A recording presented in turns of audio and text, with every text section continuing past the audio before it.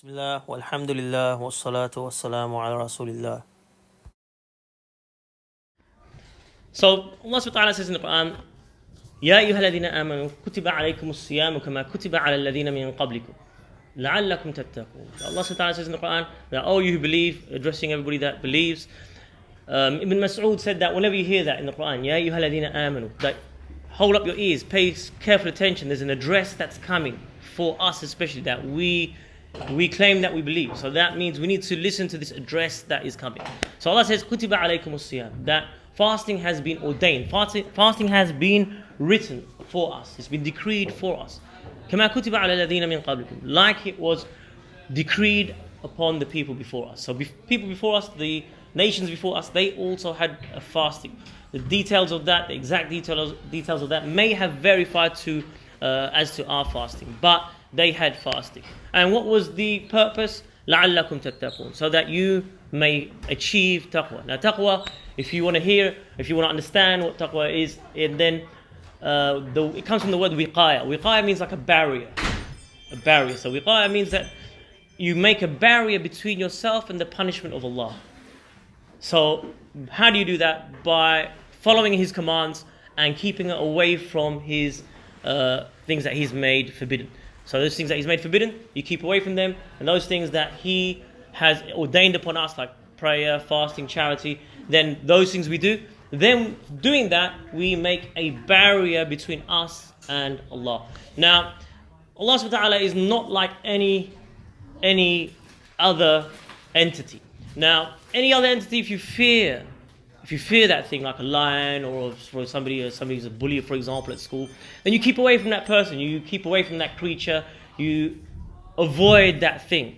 But Allah subhanahu wa ta'ala, there's no avoiding Allah. So if you fear Allah, then there's only one place to go, and that's how Allah says in the Quran, فَفِرُّوا إِلَى اللَّهِ, that flee to Allah. Now when you use the word flee, you usually flee from something. You don't flee to. Yeah, you flee from danger, you flee from a lion, a snake, or whatever, you flee from. But Allah is no fleeing from Him. You can only flee to Him. And the way you flee to Him, as Allah says in the Quran, is by fulfilling the things that He has ordained upon us. So Allah has written upon us fasting. Also the month of Ramadan, شهر رمضان الذي أنزل فيه القرآن, that the month of Ramadan is very important because it's the month that the Quran came down. Now, some narrations you may hear that the Quran came down on one night, Laylatul Qadr, and some you may hear that it came across 23 years. Then there's no contradiction in this, because the Quran came to the Bayt al-Ma'mur. Bayt al-Ma'mur is like the Kaaba in the sky, where the 70,000 angels pray every day and never to return again. So the whole Quran came to the Bayt al-Ma'mur in one night. That was Laylatul Qadr. And then from there, Jibreel alayhi salam, upon the instruction of Allah, brought it down whenever required, over 23 years to the Prophet ﷺ. So if you hear that it came down in one night, then that's right. And if you hear that it came across 23 years, that's right as well. Now, as we know in the hadith of the Prophet ﷺ, he mentioned Bunya al-Islam ala khamsin, that Islam has been built upon 5 things. Shahadati an la ilaha illallah wa anna Muhammad Rasulullah, that bearing witness that Allah is one, that there is no God apart from Allah, and that Muhammad ﷺ is His messenger, wa iqam salah, and praying the salah, wa ita'i zakah, and giving charity there, the zakah, wal hajj, and wa sawm Ramadan. Now these five things, they are not the only things that we need to do in Islam, but they are the main sha'air, we could say the main kind of pillars. Like you have pillars in the building, they're not the only things in this building. So there's many pillars, you may not see all of them, some of them are visible, but they're not the only things that hold up this building, but they are the main parts of the structure. So in the same way, these things are 5 things of Islam. They're not the only things that are in Islam, but there are many other things. But these are the 5 main things that have been given extra attention that we should pay attention to. Now, in a hadith Qudsi is where the Prophet ﷺ narrates from Allah. It's not Quran. Yeah, it's not Quran, because Quran, the words are exactly the same as has been given by Allah. They're Allah's words, and that we worship Allah by reciting the Quran, we pray with the Quran. But Hadith Qudsi is narrated from Allah, the meaning's been given to the Prophet ﷺ, and he's put it in his own words. Yeah. So in a Hadith Qudsi, Allah subhanahu wa ta'ala says, وَمَا تَقَرَّبَ إِلَيَّ عَبْدِي بِشَيْءٍ أَحَبَّ إِلَيَّ مِمَّا افْتَرَضْتُ عَلَيْهِ, that my slaves, they do not come closer to me except for through something that I have made obligatory upon them. So every practicing Muslim wants to get close to Allah. That is the goal of every practicing Muslim.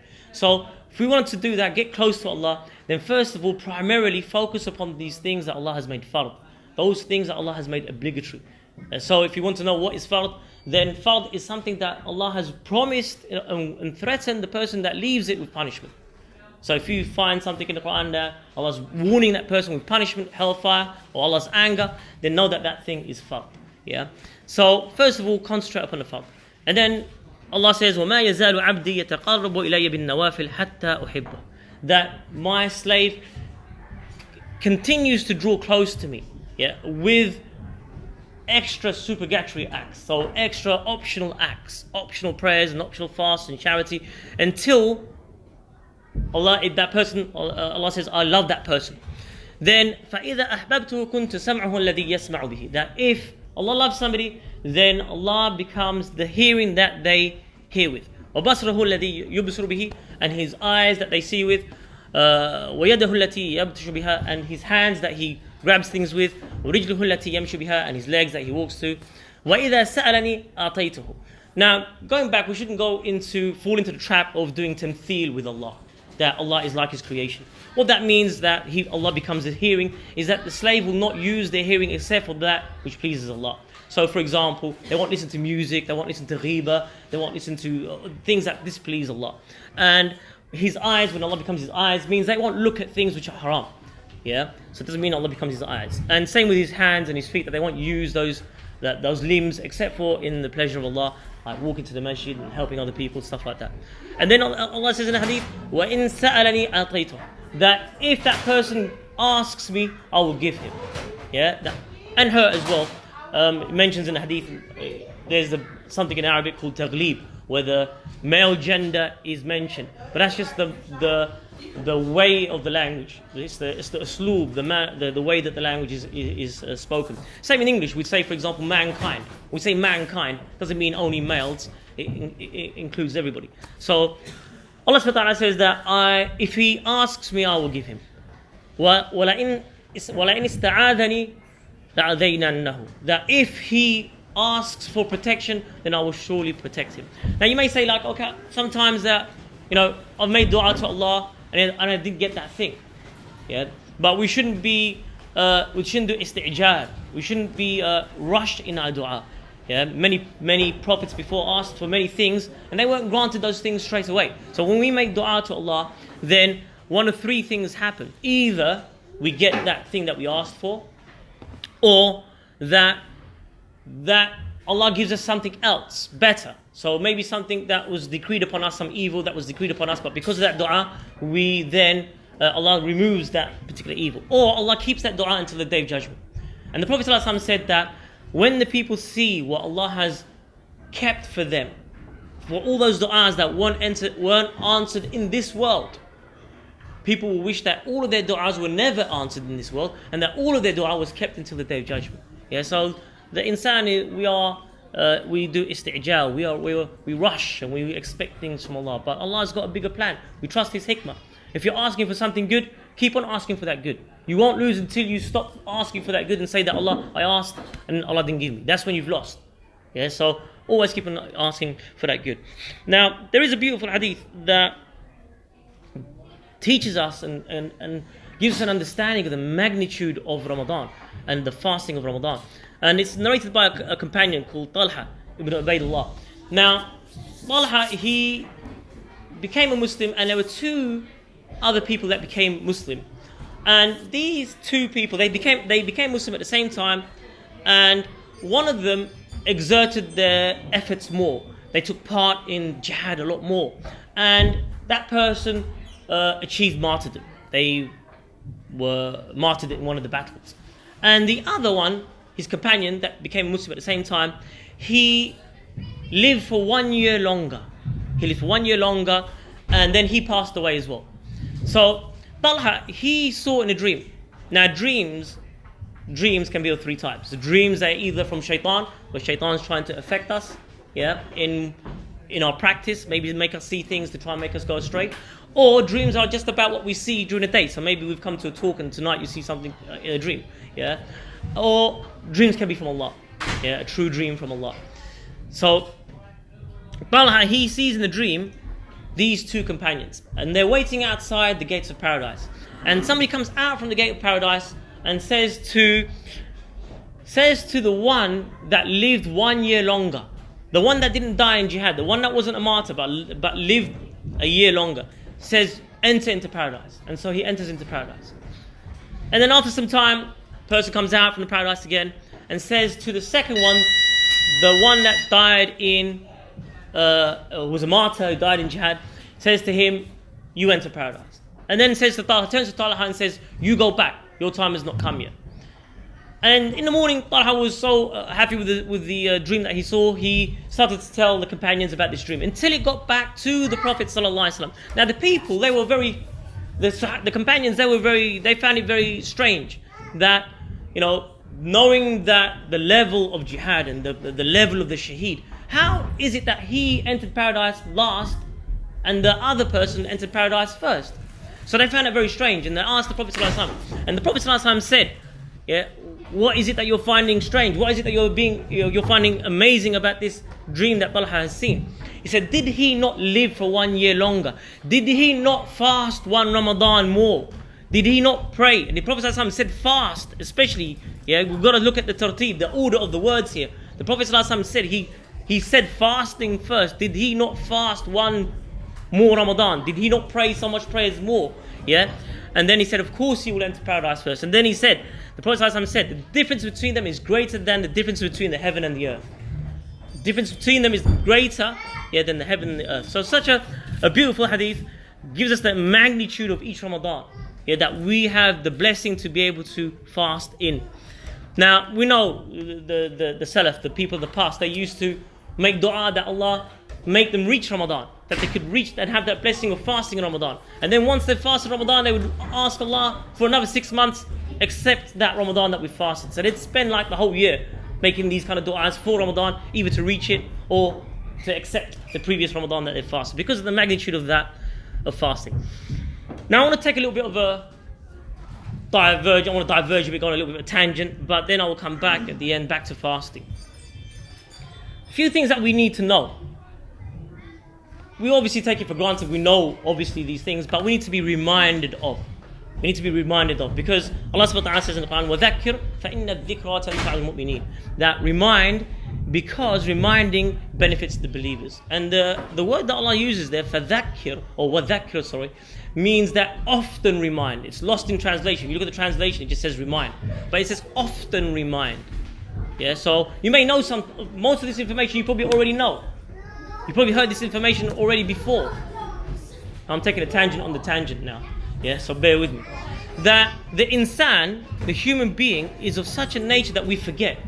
We see things, we go to someone's burial, we watch somebody who's died, and then after a couple of weeks, we are completely forgotten that lesson that we learned from seeing somebody dead and burying somebody, and we've forgotten that. So the insan, the nature of the insan, we have this thing called the qalb, the heart. And the word qalb in Arabic means to change. Qalb means to change because the heart changes so rapidly.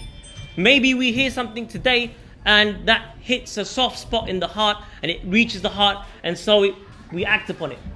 And we see that in the companions of the Prophet ﷺ when the Prophet ﷺ passed away. And Umar came out and he said, whoever says that he's passed away, I'm going to strike him with my sword. Until Abu Bakr came and he read the verse, what is the Prophet or Muhammad other than a messenger?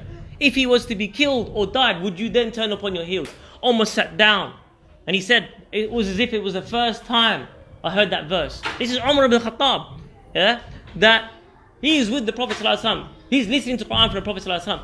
And he says that it's like as if it's the first time that I listened to this verse. So the heart is of that nature, that maybe we've heard something before, but sometimes the heart may be more receptive to something that we have learned before anyway. And for that very reason, we are commanded to recite the Quran every day. Read the Quran every day, because some verses will just jump at you at certain times because your heart is in a particular situation, is in a particular way, and it will mean more for you. So, Allah subhanahu wa ta'ala, going back now, Allah subhanahu wa ta'ala says that Inna shaytan lakum aduun fattakhidhuhu aduwa. That shaitan is an enemy for you. Take him as an enemy. So that shaitan, he is a sworn enemy for us. So we need to know shaitan because he has already promised to Allah. قَالَ رَبِّي بِمَا أَغْوَيْتَنِي لَأُزَيِّنَنَّ لَهُمْ فِي الْأَرْضِ. He said to Allah, oh Allah, because you have sent me astray, I will make alluring for them in the earth. وَلَأُغْوِيَنَّهُمْ أَجْمَعِينَ. And I will send them all astray. So he's promising Allah, yeah, that he will send them, all of us, astray, all of Bani Adam. Yeah, and in this conversation that he's having with Allah, that Allah subhanahu wa ta'ala is narrating to us in the Quran, Allah's telling us, yeah, إِلَّا عِبَادَكَ مِنْهُمُ الْمُخْلَصِينَ. Yeah, where Allah subhanahu wa ta'ala is telling what Shaitan is saying, yeah, Shaitan's had this conversation with Allah. He said, except for your sincere servants, yeah, that I will not have any power over those mukhlasin, those sincere servants of Allah. Shaitan has no power of. So we need to know the traps of Shaitan, the plots of Shaitan, so that we can keep away from them and that we don't fall into them. Yeah, so I'm going to talk to you about 4 levels or attack or avenues that Shaitan has upon the insan. How he attacks us, so that we know, we can look at our own lives, look at our own thinking and match it up and see how, if Shaitan is, yeah, attacking us, and he is, all of us, yeah, and you will see as I talk what I'm talking about. Now the first avenue of attack that he has upon somebody is he will fool a slave into believing that a particular obligation is not obligatory. So you've probably heard these examples before. People will say, you don't have to have hijab. Hijab is of the heart. You have to have a hijab of the heart. And you don't have to pray 5 times a day if your heart is clean. My heart is clean, I don't have to pray. Yeah, so Shaitan has come to this particular person and fooled them into even negating the obligatory acts. Now anybody who negates an obligatory act is outside the fold of Islam. So Shaitan has taken that person down. Yeah, unless they make tawbah, turn to Allah, then that person's down. Now second avenue, if the person, the insan, manages to get past that line, then he causes the slave of Allah to abandon the obligation out of laziness. So the person won't say, oh, don't have to pray. They won't say, oh, I don't have to fast, or they'll just say, yeah, but I'm just so busy, I'm just too tired, I've got so many things going on, I can't. So they don't negate the act. But what they do is just they admit that they're doing wrong, but they still disobey Allah. Yeah. Now such a person is still in the folds of Islam because they haven't negated the act, but they deserve Allah's punishment. Such a person deserves Allah's punishment for leaving the things that Allah subhanahu wa ta'ala has obligated. Yeah. Now, if the person gets past that, yeah, now the person does the deeds and gets past the Shaitan. So he's got past the first 2 avenues of attack. Then Shaitan has another attack. That the person does the act, but he makes the person do the act with bid'ah. Yeah. So there may be some element of bid'ah in there, some type of innovation within that deed. So for example, Shaitan can't stop the person from fasting, but makes them fast with some kind of bid'ah. So for example, some groups, they don't break their fast at Maghrib time. They keep their fast until Isha time, and they break at Isha time. Yeah, and other deeds of actions, we know there's so many different types of bid'ah out there. And Shaitan fools the slave into performing the act, but with bid'ah. Now this is very dangerous as well. Yeah, this is very dangerous because a person who's doing such a thing, any kind of act, and they're doing bid'ah with it, their tawbah is less likely because they're praying, they're fasting, they're doing the thing, so they think they're doing something good. They think they are worshipping Allah, and their tawbah is less likely. And so Shaitan wants that. He wants a less likely tawbah from a slave. Yeah, because he knows, the Prophet ﷺ said, "Man ahdatha fi amrina hadha ma laysa minhu fahuwa rad." Whoever does something in this religion of ours and it's not from it, then that action will be rejected. So if somebody says, I'm going to pray Maghrib 4 rak'ah, for example, it's going to be rejected. Doesn't matter what kind of khushu they have in it. Doesn't matter if they read Surah Al-Baqarah, Ali Imran, second rak'ah, whatever they read, how many hours it takes, it's going to be rejected because it's not upon what the Prophet ﷺ brought. Yeah, so that's another avenue. Yeah, that's another avenue, attack of shaitan that he has upon the slaves. Now, the last bastion that he has, if a slave passes that, then now upon the sunnah of the Prophet ﷺ. Now, I'm not talking about ikhtilaf fiqhiyya. There are different ikhtilaf fiqhiyya. So, for example, some people may follow Hanafi madhab, some Shafi'i madhab, some may be Salafi. There is ikhtilaf fiqhiyya which is permissible. Yeah, don't let anybody tell you that there is no ikhtilaf fiqhiyya. No, there is. Even in the time of the Prophet ﷺ, when he said to them, for example, in a particular ghazwa, لا يصلين أحدكم الأسرى إلا في بني قريظة. That don't any one of you pray your Asr prayer except in Bani Qurayza. So it was after the Battle of Khandaq, and they just come back. And the Jews were treacherous in their defense of Medina. There, they broke their pact, and the Prophet and Jibril said to the Prophet, "Why have you placed your weapons down?" The angels have still got their weapons. Go to Bani Qurayza. And so the Prophet said to the companions, "Yeah, go there, quick, go there." And he said this hadith that don't pray Asr Salah except for in Bani Qurayza. Yeah, now the companions were en route to Bani Qurayza, and they lived on the outskirts of Medina. They got halfway, and it was time for Asr. So some of them said, "No, we've got to stop and pray Asr." Yeah, and the other half said, "No." The Prophet ﷺ said, "Don't pray Asr except for in Bani Qurayza." So we get there, then we pray. So those ones, the time for Asr went, and they prayed their Asr in Bani Qurayza. Asr had finished. And then afterwards, both groups of companions, they got back to the Prophet ﷺ and they mentioned what had happened. And the Prophet ﷺ said to the ones that stopped and prayed, "You have achieved the sunnah." Now, notice in this hadith, he didn't tell these other ones off. He could have reprimanded them. You know, we know in another hadith that whoever leaves Asr on purpose, yeah, it's worse than losing all of your wealth and all of your family. Yeah. Now you got a group of companions that left Asr on purpose, but they didn't leave it except for a ta'wil, except for something that they had from the Prophet ﷺ. And so they would get reward for that. Yeah? And so the same, that's the companions. Yeah? And same for the mujtahid. The mujtahid who does ijtihad and gets it wrong, the Prophet ﷺ says gets one reward. The mujtahid, the one who has the ability to do ijtihad, he gets one reward for getting the hukum wrong. Yeah? And if he gets it right, he gets two rewards. So now what about the awam, the ordinary person that's just following the mufti, who's following the imam, who's following Imam Abu Hanifa or Shafi or even a Salafi way? Yeah? As long as you're following somebody that is reputable, you're not doing your own thing, yeah? Whoever you feel that person has got most knowledge, most taqwa of Allah, you may think it's Imam Shafi, you may think it's Shaykh al-Andani, you may think it's whatever. It doesn't matter, whoever you think it is, yeah, as long as you're following somebody that is reputable, that on the day of judgment you can come and say, "Oh Allah, I followed this person and I followed it because they were an alim and they were mujtahid." You'll still get your reward. Yeah, so don't let people think that ikhtilaf fiqhiyya is bid'ah. It's not. Yeah. Now, back to I'm taking so many tangents. I probably lost you. I'm not sure, but back to what I was saying. The last bastion of shaitan, his last hope in sending us astray, is the intention.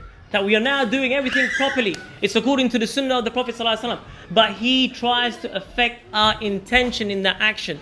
Because he knows, yeah, that when we do something for other than Allah, that deed, it will not be accepted.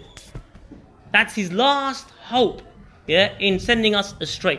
So we know in the Quran that this intention is something that has been ordered and commanded. So Allah subhanahu wa ta'ala says, وَمَا أُمِرُوا إِلَّا لِيَعْبُدُوا اللَّهَ مُخْلِصِينَ لَهُ الدِّينَ. That they weren't commanded, the previous nations, except to worship Allah مُخْلِصِينَ لَهُ الدِّينَ, sincerely, and the faith completely, entirely for Allah only, not for anybody else. We know that it's the purpose of our creation. Allah subhanahu wa ta'ala says, الَّذِي خَلَقَ الْمَوْتَ وَالْحَيَاةَ, that the one who has created death and life, لِيَبْلُوَكُمْ أَيُّكُمْ أَحْسَنُ عَمَلًا, to see which of you is more sincere, or أحسن, which of you who does their deeds like they see Allah, like Allah is, we can't see Allah, but know that He's watching us is the ta'rif of the meaning of ihsan there. That we do our deeds as if Allah subhanahu wa ta'ala is seeing us. Also the Prophet said, إِنَّمَا الْأَعْمَالُ بِالنِّيَّاتِ, yeah, وَإِنَّمَا لِكُلِّ امْرِئٍ مَّا نَوَىٰ, that deeds are by their actions, meaning that the ulama say that we only get reward for those deeds that we do that were sincere for Allah. Those ones that we didn't do for Allah, there's no reward for them. And actually there is punishment for those deeds. Because on the day of judgment, Allah will say to that person, "Go and get reward from those people that you were showing off to." And obviously, nobody has any reward except for Allah on the Day of Judgment. Now, it's very interesting. It's very interesting to look at the understanding of the ulama of this intention, the niyyah, and ikhlas, the sincerity. How the people, the ulama of the past, how they understood this. Because we can look at a verse of Quran, we can hear a hadith, and we will understand it according to our knowledge. And that will be tainted. Because the depth, the amount of information that you can draw from a verse or a hadith will be only in proportion to your iman, your strength of your iman, your closeness to Allah. The closer to Allah that you are, the more in depth Allah will allow you to understand from that same verse of Quran or that same hadith. Yeah? So we can get a deeper understanding of what these verses mean when we look at the sayings of the ulama according to intention. So it said, some of the ulama of the past said, Al-ikhlasu tasfiyatul fi'l and mulahadatil makhluqeen. That ikhlas, sincerity, is purifying your actions from the creation, from the attention of creation. Yeah? Meaning that you don't care who is looking at you and who is not. Yeah? That your sole intention is for Allah. So you don't care if it's like, somebody in the society that you respect a lot, that they're looking at you, or somebody else, or what. It doesn't make any difference to you. Who is looking at you and who is not. And the test, the litmus test for that, if you want to know the test for that for yourself, yeah, you want to know, are you sincere? Is, do you do the same action when nobody can see you? So do you pray your salah in the same way at home, in your bedroom, when the door's closed, lights are off or whatever, and nobody can see you? Is your salah the same? Is your Quran the same at home as it is when, say, for example, you're in a mosque? Is your charity the same? Yeah? So that's the test we can test ourselves with to see if we are sincere in there. Now, we keep on saying, you've got to do the intention. The intention's got to be purely for Allah. And, it's a very difficult thing. Yeah? Don't think it's like trivialize this thing of the intention and think it's a simple thing. Yeah, there was a scholar called At-Tustari. He was asked about أي شيء أشد على النفس. What is the hardest thing upon the soul, upon the nafs, the lowest self, you could say? And he said, Al-Ikhlas, yeah, sincerity. لأنه ليس لها فيه نصيب. It's deep, it's very deep, and I'm still trying to understand this saying myself. And I look at it, and sometimes I get it, sometimes I lose it, and then sometimes I get it. It's very deep. I'll translate it for you. He says that ikhlas is the hardest thing upon the nafs. Why? Because there is no share for the nafs in ikhlas. The nafs has no share in ikhlas. Now, when you think about it, yeah, when you do other actions, when you do something else, your nafs may have a share in that particular thing. Yeah? Your lower self, yeah, your soul may have a share in that particular thing. So, for example, I don't know, when you're eating food, for example, take a simple thing, that you will enjoy eating that food. But if you have the intention, for example, to eat that food to make yourself strong so that you can worship Allah, yeah, that's a different intention. And to separate the two is very, very difficult. It's very difficult to separate the two. Yeah? And that's why he said it's the hardest thing. Sufyan al-Thawri, he said, another very famous scholar, you may have probably heard him, Sufyan al-Thawri. He says, مَا عَلَّجْتُ شَيْئًا أَشَدُّ عَلَيَّ مِن نِيَّتِي. He said, I have not struggled with anything harder, yeah, than my intention. Now you think about who that is, Sufyan al-Thawri. Yeah? They were living in a time when Islam was strong. The ulama would go out into battles and they would do things there, the Islamic armies there, and they would search for knowledge. They would collect hadith, they would be memorizing hadith, thousands of hadith, with the change of narrators. They would be doing things which were like, mind-boggling things that these ulama of the past would be doing. And he says, and what does he say? He says that I have not struggled with anything harder than my intention. He says, إِنَّهَا تَتَقَلُّبُ عَلَيَّ, that it changes upon me. the intention changes upon me. This is somebody who is a great person of the past. And he's saying that he's struggling. Why is he even talking about this? He's talking about it so that we can take some kind of lesson from it. Yeah, because don't think that it's something easy. Yeah, sometimes you will hear these stories of ulama of the past and they will mention things. Sometimes it's good to show some of our deeds so that other people can take a lesson from that. As long as you are sure that in yourself your intention is clear, that the purpose why you're showing some of your deeds is so that people can take a lesson from that or your action there. So he's saying إِنَّهَا تَتَقَلَّبُ عَلَيَّ, that it changes upon me, my intention changes upon me. Yeah. Umar ibn Khattab, he says that if I knew that one sajda was accepted from me, I wouldn't care. Just one sajda. Meaning that if he knew that the intention was so pure inside that sajda, that he wouldn't care about anything else. And if you think about his deeds and how much deeds he has, and he's one of the 10 to be given good tidings of paradise in this world, and he's still talking about things like that. Another saying of a scholar of the past, he says, "Ma balu kalam as-salaf anfa'u min kalamina." Because how comes, and he's talking to his colleagues and he's alim himself, and he's talking to his colleagues ulama as well of his time. How comes the speech of the salaf, the pious predecessors, the ulama of the past, how comes their speech is more powerful than our speech? Yeah. And he says, لأنهم تكلموا لعز الإسلام. That because they spoke, whatever they said, they had the intention of lifting Islam, making Islam stronger, spreading Islam.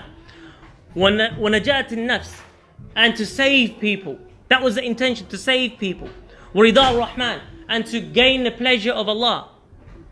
And then he says, as for us, and he's talking about in his time, yeah? He says, وَنَحْنُ نَتَكَلَّمُ لِعِزِّ النَّفْسِ, and we speak so that we can become famous, yeah?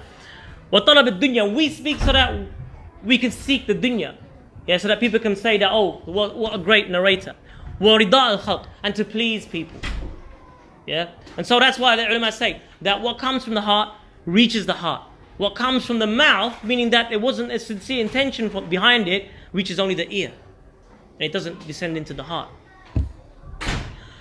Now, the Prophet ﷺ has mentioned, I don't want to go so much into it, so much that can be said about the intention, that it's the opposite of the intention is the riyā, doing something for show, doing something for people's appraisal. He said that is more hidden than a black ant creeping on a black stone on a black night. Yeah, so imagine how dark that would be, a dark night. You've got black stone and an ant, a small creature already creeping on that stone. That is how riyā can even enter upon the smallest of our actions without us even noticing that action there. And that's why Al-Fudayl ibn Iyad, he said, "Tarakul amali min ajli an-nas riyā." If you leave something because of the people. So, for example, say you normally read the juz. For example, let's just say after Maghrib every day you read the juz of Quran, and then for some reason you've gone to the mosque or you've got some family round or something like that, and you decide that you're not going to read the juz because you don't want them to think that, oh, you're such a pious person. Yeah, Fudayl ibn Iyad says that is riyā. That is riyā. Yeah, and then he said obviously the other part of that is wal amlu min ajli an-nas shirk. And obviously, if you do that action for people's appraisal, that's shirk. And he says, وَالْإِخْلَاصُ أَنْ يُعَافِيكَ اللَّهُ مِنْهُمَا. That ikhlas, sincerity, is that Allah protects you from both of these states. That you don't care who's watching you, who's doing anything. You don't care. You're oblivious to them. Now, there is a little anecdote, a little kind of story that's said, and it's a story. It's probably not true, but it's got a good meaning to it. It makes us kind of think a little bit. And there was a group of ulama, and they used to meet every month. And one month they met, and when they came out from the meeting, all of their shoes were stolen. All of their shoes were stolen except for one pair of shoes from one alim. And they all asked him, "How comes your shoes stayed?" Oh, sorry. So all of the shoes were stolen, and except for one pair of shoes. Next month, they met again. And when they came out of the mosque, again, all their shoes were stolen, except for one pair of shoes, and they're from the same alim again. So his shoes weren't stolen again. So they asked him, how comes, all our shoes are stolen, and your shoes are not stolen? He says, well, when I place my shoes on the rack, I make the intention that if anybody takes my shoes, it's sadaqah. Anybody takes my shoes, it's going to be sadaqah. So shaitan, knowing that, the thief, he doesn't go to the thief and he says leave that because he doesn't want that alim to get that reward. Yeah. Now the next month, all the ulama, they have their meeting again. So I'm just going to take a bit of a drink.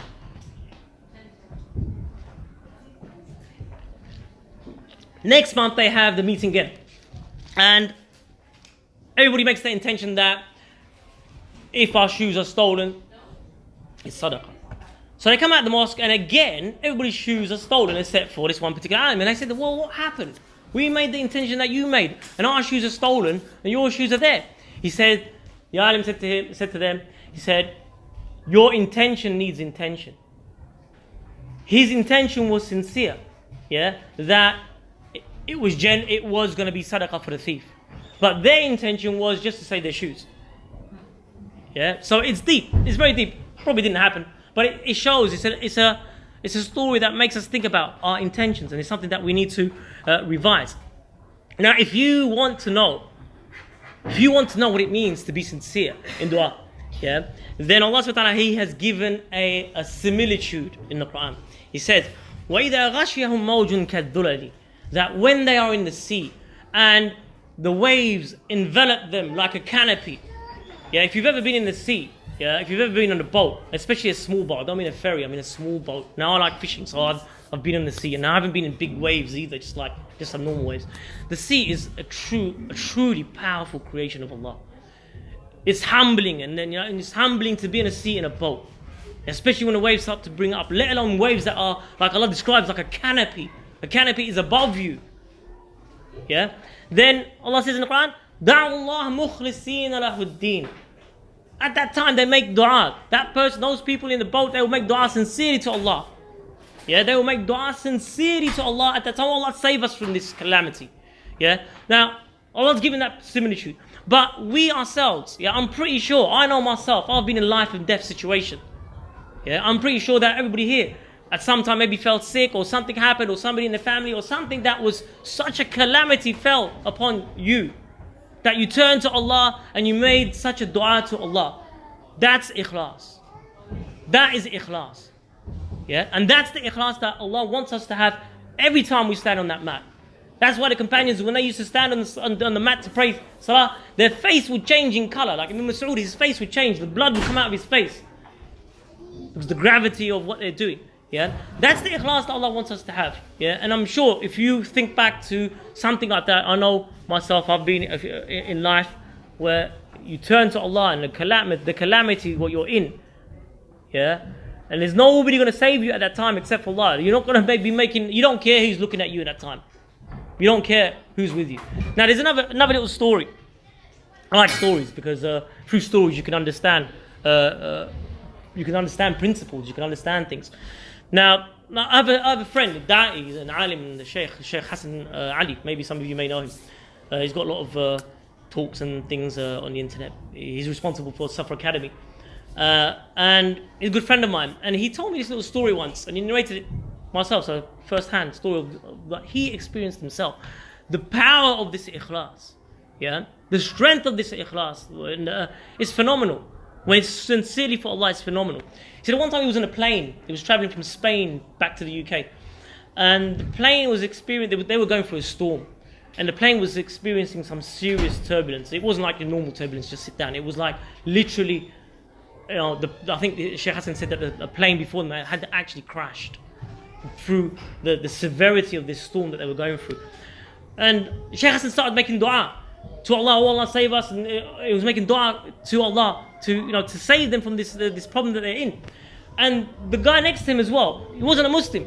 He started to call upon God as well in his own way, because obviously he doesn't know the adab of dua. So he's calling upon Allah, and they're both calling upon Allah in this situation. The plane is tossing them, and the people in the plane everywhere.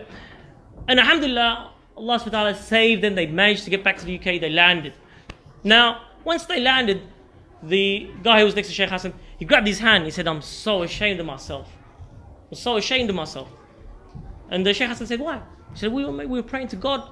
That's a good thing. He said, yeah, we were praying to God, but I'm an atheist. I'm an atheist.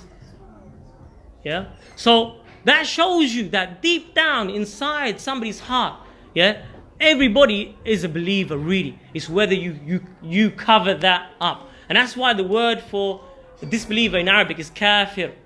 Kafara. Kafara means to hide. Kafara means to conceal.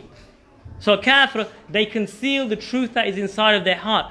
And it came out at that time, but he was sincere. They were sincere in their dua. Shaykh Hassan, this guy, they were sincere in their dua. So that is the sincerity that we're talking about. Now there is another hadith that will make us understand the gravity of sincerity, what sincerity is. And this one is subhanAllah, this one is mind-boggling. It's really, really mind-boggling, and it makes you really understand that the Prophet ﷺ is the Prophet of Allah. Nobody can talk like this. Nobody can express these kind of ideas. Nobody can make something like this unless you're the Prophet of Allah. And in this hadith, I don't want to go through the whole hadith, but basically he said that the Prophet ﷺ said that on the Day of Judgment, the whole of the insan, whole of humanity will be raised with no clothes. No clothes whatsoever. Yeah, Aisha radiallahu anha, she said to the Prophet ﷺ, about men and women mixed, won't they be looking at each other? Yeah, the Prophet ﷺ said that the situation is graver than that. The situation is graver than that. People only think about these things when the situation is not, things are kind of going okay.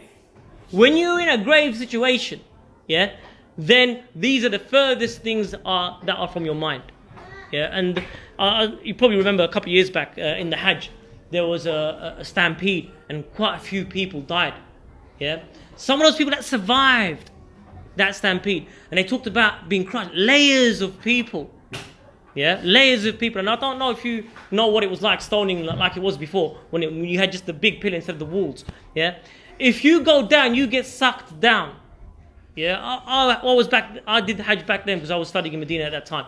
And I think my shoes fell off, my flip-flops fell off, or something fell off, and I tried to go and get back down. I was nearly dragged down. The crush of the people is just phenomenal. Anything falls, you don't go down. You will get sucked down. It's literally like quicksand or something like that, but of human beings that are packed up to each other. Now, in this stampede, it wasn't just one layer. Layers of people. It was layers of people. Yeah, and those people, their ihrams were coming off, the clothes were coming off, everything was happening. But at that time, these things are not registering in the human mind. Self-preservation comes top. You're only thinking about survival. That is ikhlas. That is ikhlas. That's what we need to have in our dua. That's what we need to have in all of our actions every time. Now, why am I talking about ikhlas so much? Yeah, why am I talking about this so much? It's because it has a strong link with fasting. Fasting teaches us about ikhlas.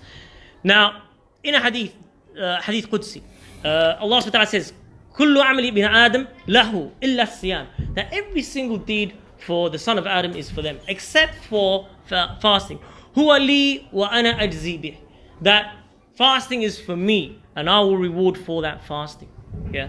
Now, you may say, well, every action is for Allah. Salah is for Allah, charity is for Allah, Hajj is for Allah, any action that reading Quran is for Allah. Yeah. Why is it in this hadith Qudsi, Allah is singling out Sawm, illa siyam, fahuwa li, except for fasting, it's mine. Wa ana ajzi bi, and I will reward for it. Why is that? Yeah. Now, again, we read this hadith, we understand it, and we get a basic understanding from it, but we can't get the full understanding of this hadith unless we go back to what the ulama have. Yeah, because they're not looking at just the one hadith. They've got like millions of hadith. They've got the Quran. They've got the practice of the people of the past. All that backing up in their understanding. And so they look at this hadith and they have a far greater understanding than us. It's like I saw this mug, and it had a little saying on it. It says, it was a doctor's mug. And it said, don't confuse your Google search with my 7-year medical degree. Yeah, so a doctor studies for 7 years to become a doctor. And don't confuse that. You go on Google online and you type in a particular thing, whatever it is, and you go to the doctor and you say, yeah, what about this? The doctor has studied 7 years. The human body is connected in various different ways. There's so many different things going on. The doctor says it, he don't argue with the doctor. Yeah? The same way with the deen. The deen is a science. The ulama, is so connected. The deen is so connected. Don't think that you can just go back to a verse of Quran, a hadith, and just like, that's it, you're going to make your ruling now, and you're going to throw away what the ulama of the past have said, because you're literally like going to the doctor and saying, I'm going to ignore what the doctor says, but I'm going to go and take my own tablets, forget the doctor. Or I'm going to do brain surgery on my child myself, forget what the doctor says. Nobody's going to do that. But people do that. People do that with the deen. Yeah. So it's important to go back to what the ulama say. Now, if you see, and it says, Sufyan ibn Uyayna, yeah, he was asked about this hadith. Yeah. كل عمل ابن آدم له. So all the actions of the son of Adam are for him. إلا الصيام وإلا الصوم فإنه لي. Except for fasting, that it's for me. Then he says, إذا كان يوم القيامة يحاسب الله عز وجل أبدا. That on the day of judgment, Allah subhanahu wa ta'ala will take the slave, he will take his slave to account. ويؤدي ما عليه من المظالم. And that Allah subhanahu wa ta'ala will judge all of the injustices that person has done. Yeah, all of the injustices, great or small, even to a little creature, down to a small ant, let alone the rights of the human beings and Allah's rights. وسائر عمله حتى لا يبقى إلا الصوم. And all of his actions will be judged in that way, except for fasting, until there's nothing left except for fasting. فيتحمل الله ما بقي عليه من المظالم. And then he says that Allah subhanahu wa ta'ala, he takes care of the rest of those actions. Yeah. Because of his fasting. وَيُدْخِلُهُ بِالصَّوْمِ الْجَنَّةِ. And because of his fasting, that Allah subhanahu wa ta'ala, he enters that person paradise. Also, he mentions, Sufyan ibn Uyayna, he says, لِأَنَّ الصَّوْمَ هُوَ الصَّبْرِ. Because you have to have patience. Fasting is patience. يَصْبِرُ الْإِنسَانُ عَلَى مَطْعِمٍ وَمَشْرَبٍ وَمْنِكَاحٍ وثواب الصبر ليس له حساب ثم قرأ إنما يوفى الصابرون أجرهم بخير حساب. That he said that sabr, yeah, having patience, yeah, that the insan, he has patience upon food, yeah, upon drink, upon relations with his wife, and that he has sabr upon all those things. And then he said, then he read the verse of the Quran, إنما يوفى الصابرون أجرهم بغير حساب. That Allah subhanahu wa ta'ala, he gives reward for sabr without hisab, بغير hisab. That means there's no limit, there's no limitation to how much that person gets reward for. Now, that fasting, yeah, the ulama say that fasting, why did Allah say it's li? Why does it belong to him? Because if you think about it, yeah, when you're fasting, it's the only deed that you do that nobody can know what pain you're going through and suffering because of that fast. So you've got a sore throat, you've got hunger in your stomach, you're tired. Nobody can see that. Everything else that you do, yeah, shaitan can enter upon you in your intention. So, for example, salah. Yeah, you may be the imam in the masjid, and you say, oh, let me just read a longer, so let me make my tajweed a bit longer, make my meds a bit longer, so that people can think my tajweed is great. Yeah, maybe you're giving charity. Oh, let me just give like a little bit more so that we can think that I'm so generous. Yeah, your hajj.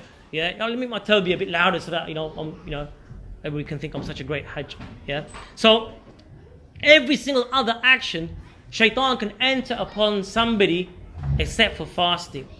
Yeah, nobody says, look, my pain in my stomach is greater than you. Nobody's going to show off in the pain in their stomach. Yeah, I've got a bigger headache than you. I've got a more sore throat than you. People don't do that. It's impossible to do that. How can you quantify what headache you've got, what pain you've got? Nobody can know that. Yeah, it's impossible. Shaitan cannot affect you in your fast, yeah, in that way. So he can't make you show off in your fast. That's why Allah subhanahu wa ta'ala loves fasting so much. It's a madrasa, it's a teaching of intention, yeah. It's something that helps us purify. Go back to the beginning why I talked about this in this talk, that it teaches us a purification of our intention. Yeah, so that in the future, after the month of Ramadan, we can apply those lessons that we've learned in Ramadan to the rest of our time. Now, I've only got a couple of minutes left. I want to talk about a few other things. That Ramadan is coming. Yeah, so we need to plan for it. What is it that we're going to do? How are we going to read how much Quran we're going to read? When are we going to read the Quran? What am I going to eat? When am I going to? Well, obviously when you're going to eat, but what quantities are you going to eat? How are you going to do it? Yeah, you don't want to be like those people that the Prophet ﷺ described. They get nothing from fasting except for a hunger in their stomach and soreness in their throat. Yeah, because they're so just caught up in iftar and getting food ready and this and that kind of stuff. Yeah, that the main purpose of Ramadan is gone past them. Yeah, so have a plan for Ramadan. Part of your plan is coming to the talk now. Prepare yourself with knowledge. I've given you a few things. Yeah, go and listen to other lectures. We're living in a time where you can go on the internet and you can listen to people.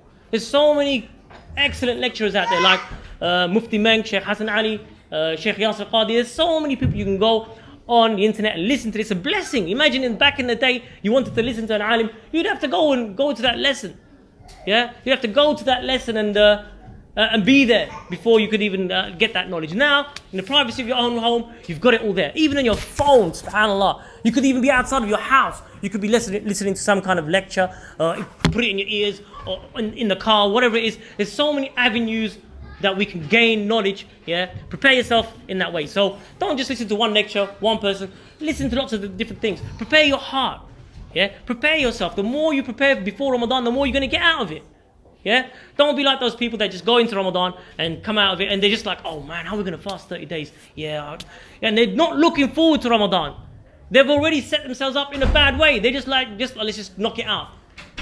Yeah, that's the wrong intention. They're not going to get much from the Ramadan in that way. We should be looking at Ramadan as a madrasa, something that's going to teach us, improve us, because we've got an opportunity in Ramadan where the shayateen are actually tied up. Yeah, they're locked up. Yeah, now what that actually means.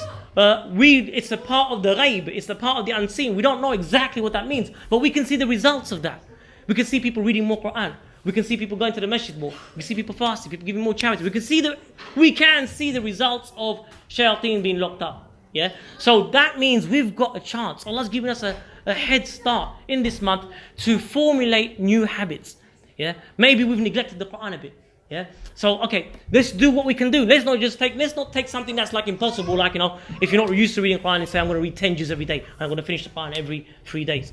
Yeah. Take something that is possible for you to do. Maybe I'm going to do half a juz, quarter juz, whatever your reading capability is. It's not about quantity. It's about, like I've said, the ikhlas and the sincerity in that and the effort that you're trying to put into that action. Yeah. So improve yourself. See what did you do last Ramadan? Yeah. Look at it. See, maybe I should have prayed more in the masjid. Maybe I should read more Quran. Maybe I got caught up too much at iftar time that I overate and I couldn't do whatever I needed to do. Try and see what you did last Ramadan. See what you can do better this Ramadan. Try and gain knowledge. Yeah, because with that knowledge, it can equip you.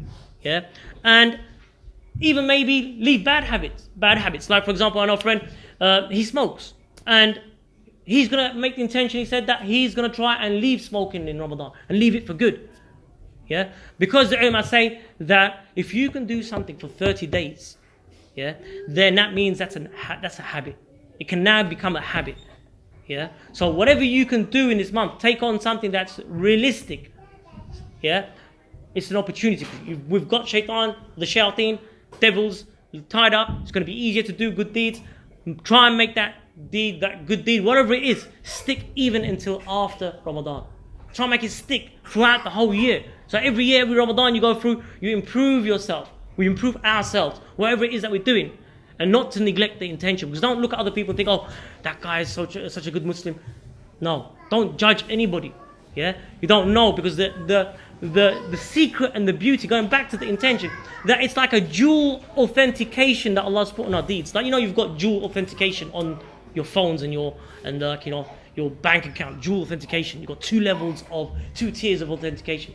It's like a dual authentication on our deeds. Nobody can look at us and say, oh, that's a person of Jannah. The beauty of it, look at it, subhanAllah. Now you think like, okay, that person prays so many salah, knows so much Quran, they're definitely going to paradise. It doesn't work like that because of the intention. Maybe they have zero intention and they get nothing for that. And like another person who knows less, knows nothing, literally, but is so sincere that Allah subhanahu wa ta'ala elevates them, magnifies their deed, and they enter into paradise because of that. And there's so many hadith like that. We've got, for example, the hadith of the Baghiyah, the prostitute woman from Bani Israel. She comes to a well, yeah, and she's putting her shoe in the well to get some water. And she sees a thirsty dog, and she gives that dog a drink of water. And because of that, Allah forgives her deed. Think about the magnitude of what she's done and what she's doing. But because she gave a dog a drink of water, Allah subhanahu wa ta'ala forgives her and enters her into paradise. Yeah?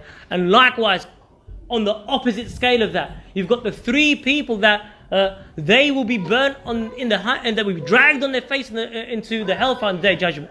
And that is a mujahid, and he was shaheed.